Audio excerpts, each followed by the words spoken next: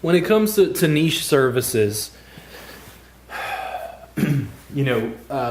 literally making a bodywork service that fits the CrossFit community. To me, that's niche.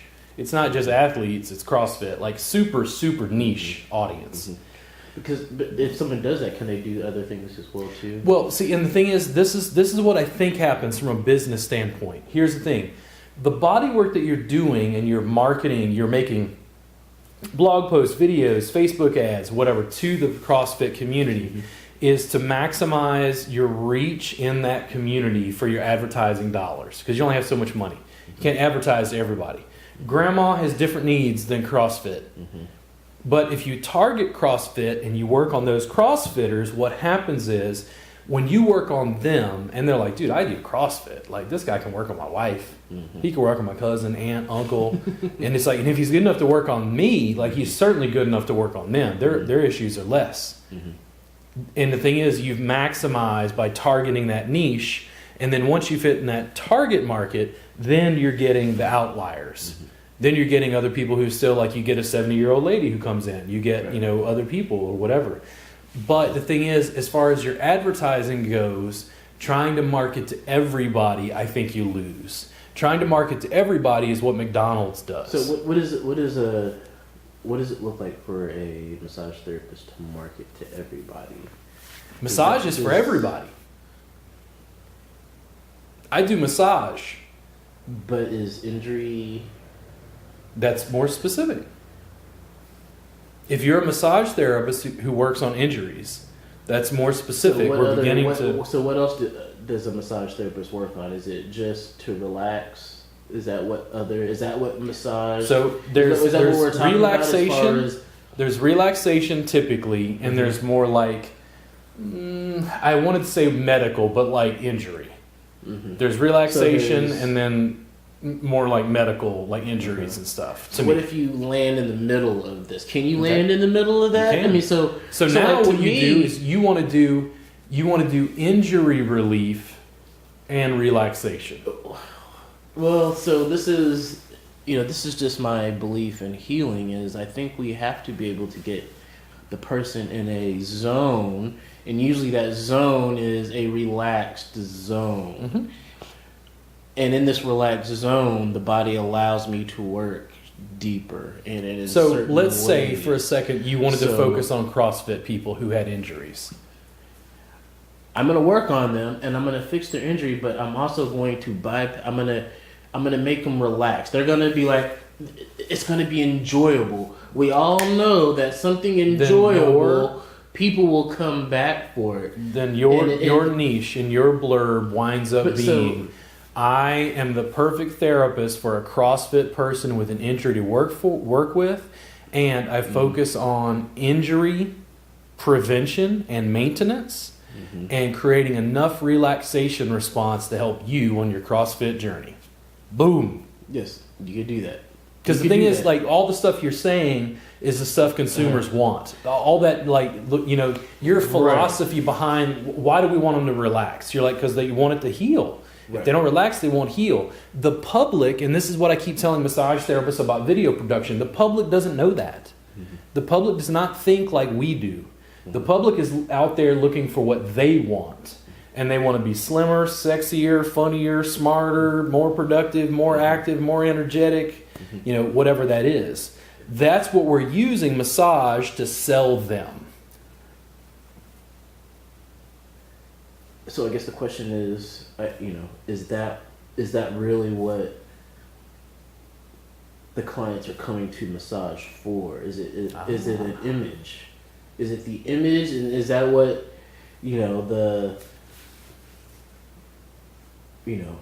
what is the image? Is it the Friends image? Okay. So Phoebe and that Phoebe. I hear that all the time. I've never watched Friends. Phoebe is the most famous massage therapist in the United States. I tell people that. So here's the thing.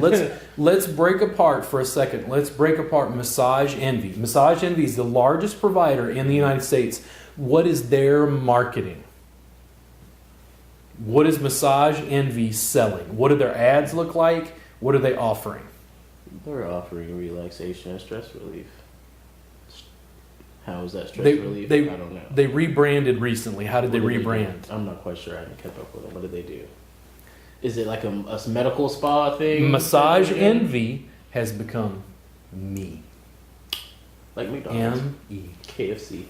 Because what is Massage Envy telling their customers? It's about me. And that is a little different than it's the difference than the somebody that has to go in to work.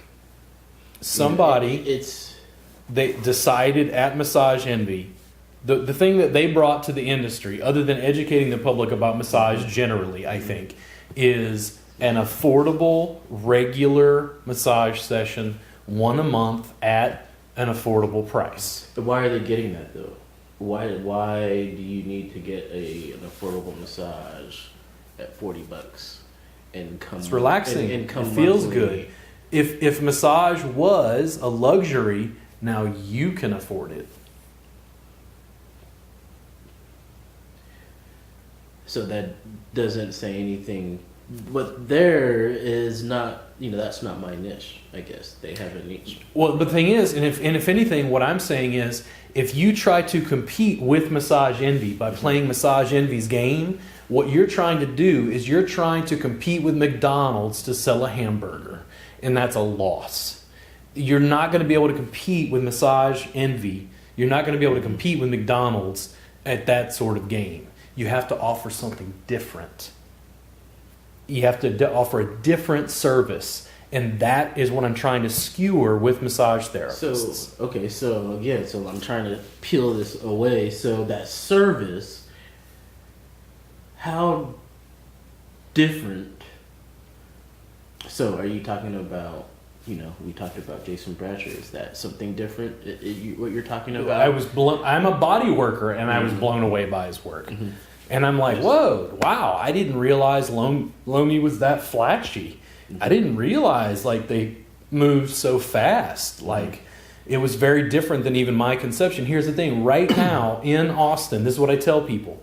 When it comes to Thai massage, when you walk down the street, do people know what Thai massage is? Unless they've been in Thailand. And maybe, but it's less likely than massage. They're like, oh, we know what massage is. What's Thai massage? The one in Houston. And then, how many people walking down the street know what Lomi is? As a massage therapist, I wasn't familiar with Lomi. Yeah. When I got into Austin. As a matter of fact, people asked me if I knew Lomi after they received the bodywork. I'm like, I don't know what Lomi is. So,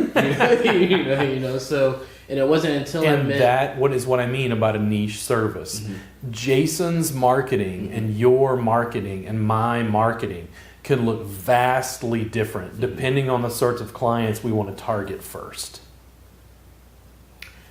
Yeah, and as you're talking, I can see, and that's exactly what my mentor did. And my mentor said almost the exact same thing that you said. She was like, "Do you want to do this foo-foo massage, or do you want to do massage?" And again, she went back to being recession-proof. She said, I want to work on people that, people that come in and they're just doing it for the relaxation, and going to the Massage Envy. That's the first thing they're gonna stop. That's the first cancellation, if they can cancel it. The Massage, Envy, they're gonna try to cancel their membership, because they need to cut back on money. If it's just for me, and that's the hard thing that I see especially with mothers coming in to get a massage. They're like, oh, I feel so bad because I feel like that I need to give to my children or my husband and work so hard. I feel like that I feel bad because I get this massage, and so if it's just for that, if it's just for the feel good, I'm not going to even say relaxation. If it's just for the image of relaxing my mind, then it is. That's going to be the first thing they cut off. But if I'm doing something to them and they're afraid that they're going to have surgery that's going to cost thousands of dollars and they're going to have to take time off of work, but they come to me and in 45 minutes they're like, wow. They start moving their body around, and they're like, wow, I can go back to work. They're gonna come back all the time, and I'm gonna be the first one that they'll probably come to even before their doctor. I don't like it, but I have clients that are like, Dr. Tim, and I'm like, no, I'm not a doctor, and I'm.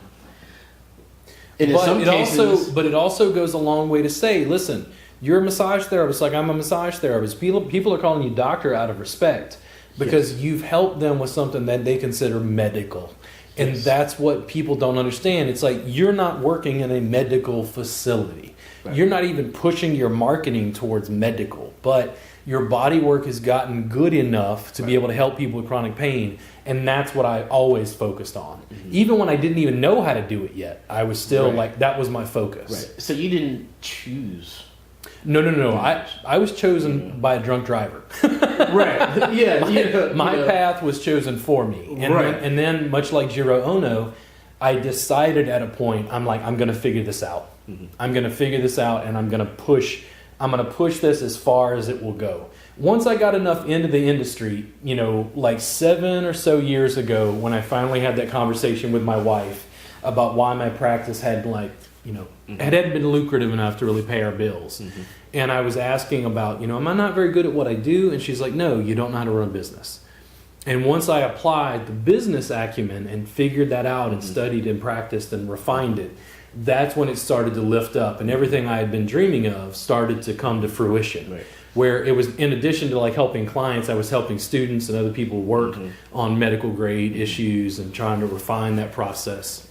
That's where with most massage therapists, that's where the hard part comes. They're like, oh, business. Because when you start to talk about business, you start to talk about yourself and how you build your own business and how can I survive but still do what I love to do and grow that.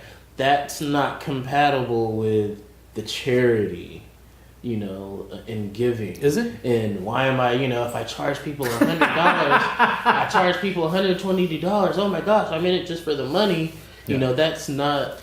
Sometime in the new year, my guess is sometime in the new year, I'm going to raise my rates to $300 a session. Mm-hmm. And here's the thing. Oh, you're greedy. I am. Totally greedy. Totally greedy. I actually think I should get rid of the rest of my credit card debt that I got for house repairs. Yeah. I'm like, really? Come on, guys. The whole thing is, okay, some students in the Reboot Insiders Club were saying the same thing. Because I keep telling them, listen, if you're going to do this, like I'm teaching you online, if you're going to do this, you need to raise your rates. Mm-hmm. You're doing a niche service. You're doing different work. It stands out. I think it's more effective for pain. You're learning more. You're paying for training. You're investing in yourself. And I'm not saying go crazy. I'm saying if you charge $70 an hour, can you charge $80 an hour? Mm-hmm. Something like that. The whole thing is Thai massage jam is $5. And my answer, because the thing is, the reason I got into the industry, other than the fact that I had chronic pain, is I couldn't afford the massage I knew I was going to need to be able to rehabilitate myself. Mm-hmm. But I knew if I had I knew if I was licensed, I could work with you and we could trade work. Right. And I could avoid having to pay for it outright by trading work. I had that at least to fall back on. But the thing was, as my fees started to go up, I realized not everybody's going to be able to afford it. And the way I justified it was, okay, you give away as much as you can online for free via social media. Now we have a subscription service at $7 a month. Anybody can afford that in America. Mm-hmm. Anybody. Mm-hmm. And then beyond that, Thai massage jam is $5. Right. So you're giving a lot away free, but I'm charging top dollar for my time. Right. In very specific categories. And it's like, I do a lot of crafting here and there. There you go. Go to certain craft shows. Certain pieces take a long time, and it's different than a piece that's just machined through or something like that. So, and people will pay for that. My wife, people will pay for it. Was knitting. She made me a cardigan. Yes. And she made me a cardigan with she sat on the couch for months and just, and then she's like, here you go. And the thing is, it's like all of her energy is infused into this, piece of, because when I put it on, it's not just clothing. Yeah, it's hard to understand until you've maybe received a piece like that, or you've made a piece like that. And Exactly. doing massage, my craft is the session that we just did. I just knitted a sweater, you know, and it's something that it's still a lot of people can't do. Their spouses can't do it, you know. Their doctors. My can't clients know sometimes I have a bad day. I wasn't my best or whatever. That happens to us always. You know, every time I go into session, it's like, dude, you know, oh, I'm having a great day. Awesome. Do good work. I go into session. I'm having a bad day. Okay. Do good work. Right. Do the best you can. Good work. And the thing is, it started to break down when I realized you're just connecting with the client. Yes. Sometimes that ain't their best day either. Yes. And do you connect with them? And the thing is, the conveying of I care about you. That's the main thing. It's a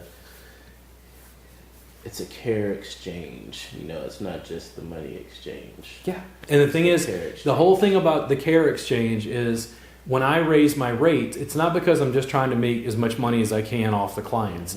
It's because I need to have more downtime so that I don't gain any more weight, so that I can go work out. Right. So I can afford to hire a personal trainer, so I can tend to my own wife, my house, you know, to keep building what I'm doing. To me, it's not a matter of greed at all. The thing is, when I have more capacity, it means I can buy a camera for $1,300 and I can shoot more video content and promote you. For me and other massage therapists, especially young therapists, it means that they can invest in their education. Yes.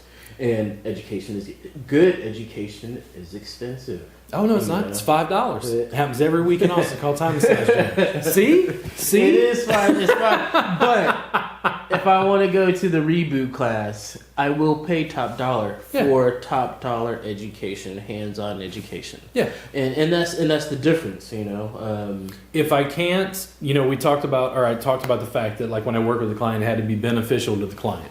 I had to help them. The second component to that is what's best for me. And I wasn't satisfied until I got both. Once I got both, that's when Reboot formed. I was like, oh my God, this is it. I was like, this is way better for the clients. The feedback I get is stellar. And this is less work. It took time to formulate it, but it was less work for me. Yes. It wasn't more physically intense. It was less physically intense for me. I wasn't hurting my hands. I would finish session and go, oh my God, that was 3 hours? And they're still getting great body work, maybe even better body work, because you're not hurting. You're not concentrating on, oh, my wrist hurts and, oh, I can't lean in, or, you know, they're getting the best body work. And when they get, the client will feel that they're getting really good body work, and they'll show you that in their tips sometimes. Yeah. You know, so, you know, if you're doing a $60 an hour massage and they give you $20, they're telling you that, hey, your massage is at least worth $80. At least, you know, that much. You know, and so a student went out and did an out call, a young lady in San Antonio. She did some mat-based stuff for a client. She went. It was probably 90 minutes, and I don't even know what she charged for it, but I think the client tipped her like $100. Yeah, the tip was $100.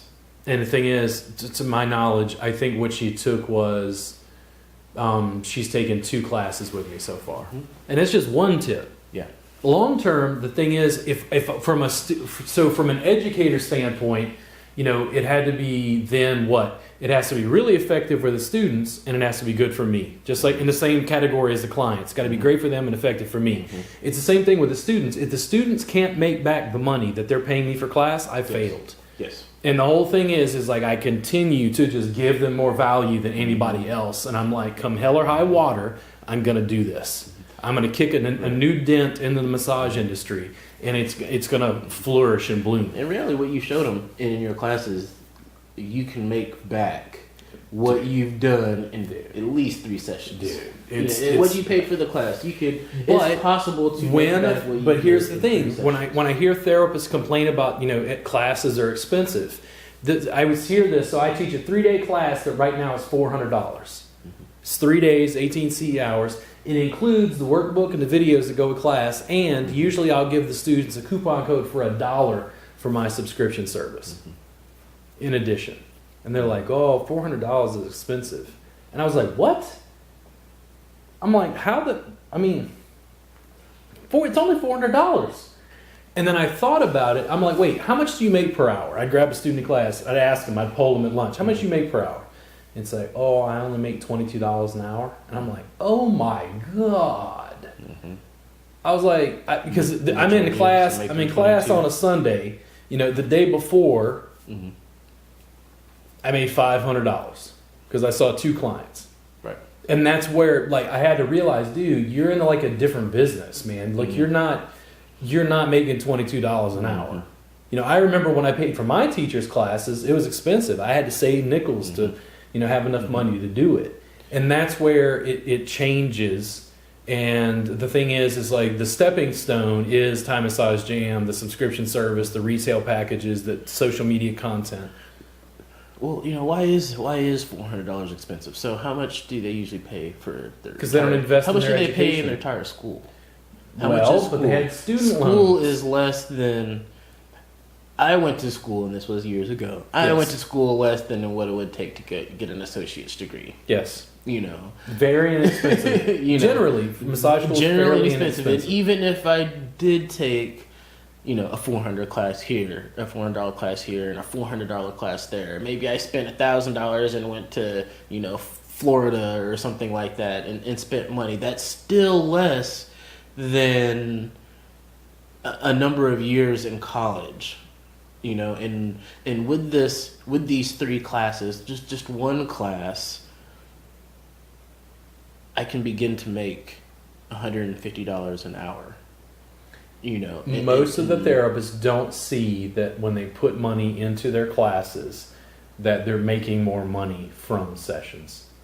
On the whole, that's what I would say the massage industry is reflecting back to me. The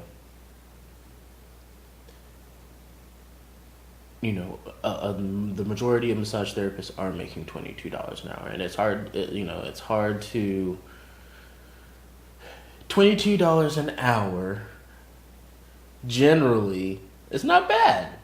You see most people, most jobs, whether it's at Sam's or even UPS. I don't know how much money UPS people are making, but they're probably making around that, and usually that's good. Yeah.